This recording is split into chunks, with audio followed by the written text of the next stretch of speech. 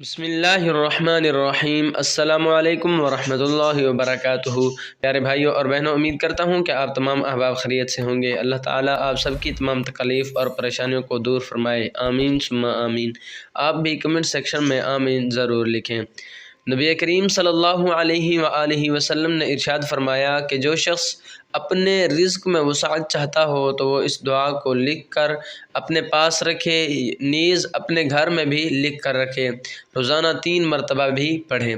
وہ دعا یہ ہے: بسم اللہ الرحمن الرحیم، یا اللہ یا اللہ یا اللہ یا ربی یا ربی یا حی یا قیوم یا ذا الجلال والاکرام، اسألک باسمک العظیم الاعظم ان ترزقنی رزقا واسعا حلالا طیبا برحمتک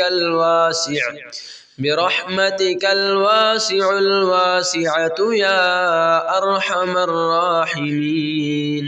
اس کے بعد فرمایا: مجھے اس خدا کی قسم جس نے مجھے سچا نبی بنا کر بھیجا ہے، جو بھی اس دعا کو لکھ کر اپنے پاس رکھے یا اپنے گھر میں رکھے، اس کی تنگ دستی وسعت رزق میں بدل جائے گی۔ ثواب کی نیت سے اس ویڈیو کو آگے شیئر کریں۔